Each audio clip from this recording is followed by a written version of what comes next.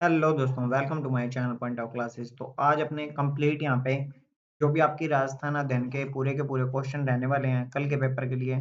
कुछ बच्चों की रिक्वेस्ट आई थी कि सर आप क्वेश्चन आंसर पे प्लीज़ वीडियो लेके आएँ। तो आज कंप्लीट क्वेश्चन आंसर लेके आने वाले हैं, तो लास्ट तक चैनल पे बने रहना ताकि आपको सारा का सारा मैटर मिल सके। तो सबसे पहले आज अपने पहले चैप्टर से स्टार्टिंग करने वाले हैं कि पहले चैप्टर के कौन-कौन से क्वेश्चन आ सकते हैं।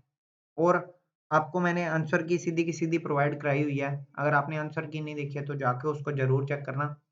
आपको पता ही है कि हमारे चैनल के ऊपर प्लेलिस्ट अगर आप ओपन करते हैं तो प्लेलिस्ट के अंदर आपको ऊपर-ऊपर ही आपको देखने को मिलेगी क्लास 9th के क्वेश्चन आंसर्स की कंप्लीट वीडियो। उसके सारों के सारों के क्वेश्चन आंसर्स बताए हुए हैं। आज अभी अपने सिर्फ ये देखेंगे कि कौन-कौन से क्वेश्चन आपके पेपर के अंदर आ सकते हैं और कौन-कौन से नहीं आ सकते। सबसे पहले तो अति लघुतरात्मक क्वेश्चंस के अंदर आप आ जाएँ। वहाँ पे आपने चेक कौन-कौन से क्वेश्चन करने हैं।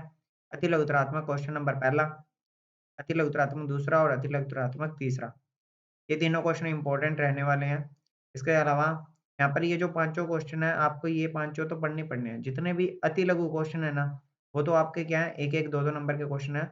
अति लघु तो आप सारे के सारे कर ही लें। 5-5 क्वेश्चन बनेंगे, कोई 40 से 50 क्वेश्चन बनेंगे, ठीक है? और जो मेन क्वेश्चन है इसके अंदर रहने वाला है वो है राजस्थान में 1857 की क्रांति के आरंभ में प्रमुख कारण को समझाएँ। मतलब कि 1857 की जो क्रांति हुई है, वो होने के रीज़न क्या है? जैसे कि अभी आपको दिखाई देते हैं कि किस तरह से ये क्वेश्चन आने के चांसेस रहेंगे कि कौन-कौन से क्वेश्चन आपको देखने को मिल रहे हैं। सबसे पहले तो 1857 की असफलता के परिणाम और क्या-क्या कारण ऐसे रहे हैं, जिनके कारण यहाँ पे अपने को 1857 की क्रांति देखने को मिली है। ठीक है? क्या-क्या कारण रहे हैं? स्टार्टिंग के अंदर आपने अगर देखा होगा तो 1857 की क्रांति के अपने को कारण देखने को मिले हैं, जिसके बीच में एक तो सबसे पहले आता है बारूद वाला क्वेश्चन, ठीक है? अब बारूदों वाला क्वेश्चन के अंदर क्या था वो भी देख लो आप, अभी आपको दिखा देते हैं। उसके बीच में एनफ़ील्ड राइफ़ल का यूज़ किया गया था जिसमें सूअर व गाय की चर्बी के बारे में बता दिया गया था, जिसके कारण क्या है जो अंग्रेज़ लोग थे वो क्या है हमारे राजस्थान के अंदर अपना अधिकार करना चाहते थे और लोगों के साथ संधियाँ करने लग गए थे, ठीक है?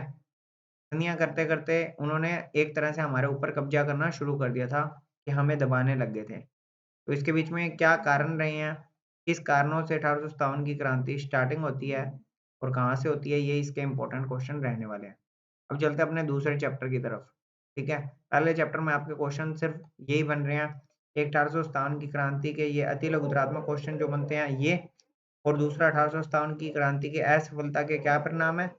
और तीसरा आपका जो क्वेश्चन है 1857 की जो क्रांति हुई है, उसका अ, आलोचनात्मक जो मूल्यांकन बताया गया है, इसके बीच में आपने क्या लिखना है वो सुन लो। आलोचनात्मक मूल्यांकन के अंदर आपने लिखना है कि जितने भी सैनिक थे, एक तो वो आपस में क्या नहीं कर पा रहे थे, कम्युनिकेट कर नहीं कर पा रहे थे। मतलब कि संचार के इतने उनके पास साधन नहीं थे और इनके पास इतने ज़्यादा पैसे भी नहीं थे। संचार के साधन और पैसे ना होने के कारण ये आपस में कम्युनिकेट नहीं कर पा रहे थे और जो अ, ब्रिटिश के लोग थे वो इनको क्या दबाने के चक्कर में इनको लालच देते थे, तो वो उनके साथ जाके मिल जाते थे।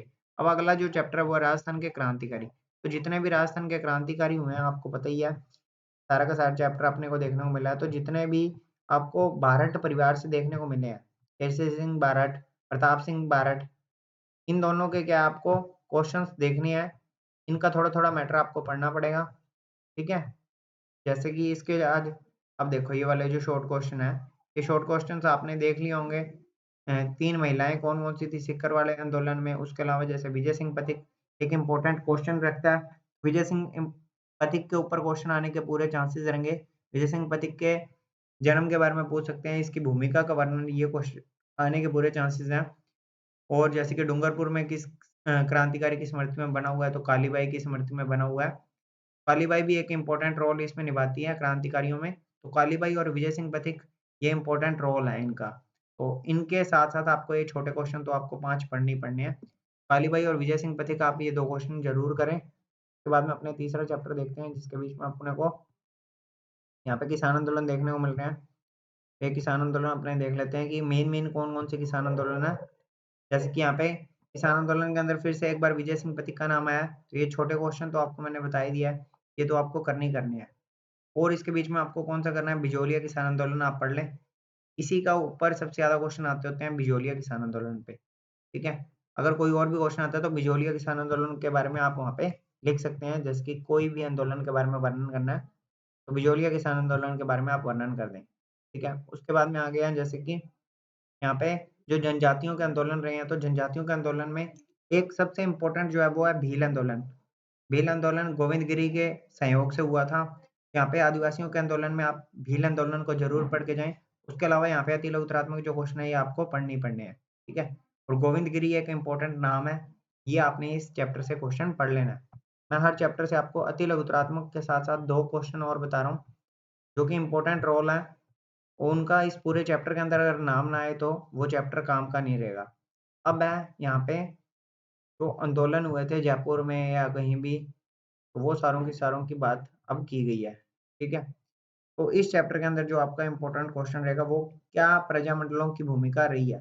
तो इतने सारे प्रजामंडल हुए हैं उसके बीच में, जैसे आप जयपुर प्रजामंडल पढ़ लें और मेवाड़ प्रजामंडल पढ़ लें, वहां से आपके जो क्वेश्चन बनने के चांस हैं वो आप पढ़ लें। और ये अति उत्तरात्मक 5 क्वेश्चन आपको देखने को मिलेंगे ही। ठीक है, महात्मा गांधी का योगदान पढ़ लेना बस उस चैप्टर। अब आता है शायद राजस्थान का एकीकरण।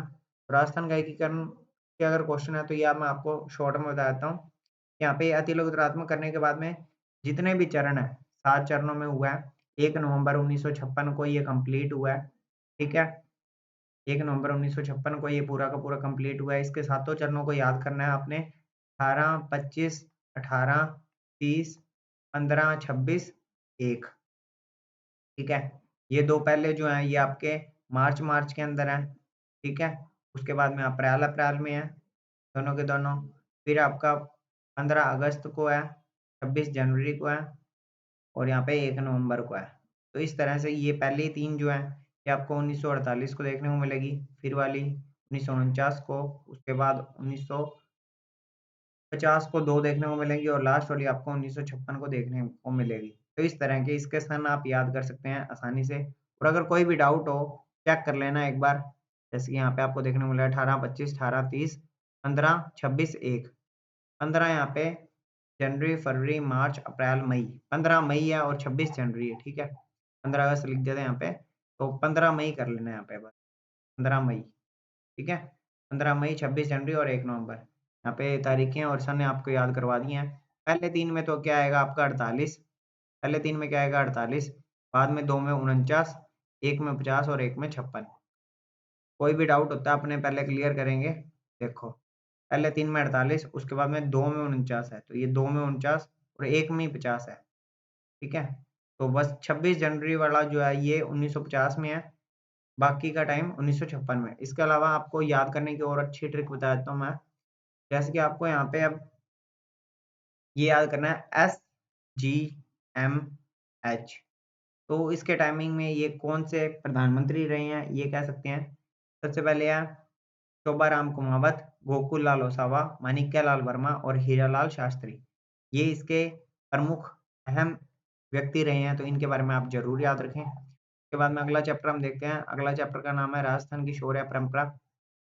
तो इस चैप्टर के अंदर आपको नॉर्मली ज़्यादातर कुछ खास तो नहीं है, पर फिर भी जो अति उत्तरात्मक क्वेश्चन है वो आपको पेपर में करने ही करने हैं।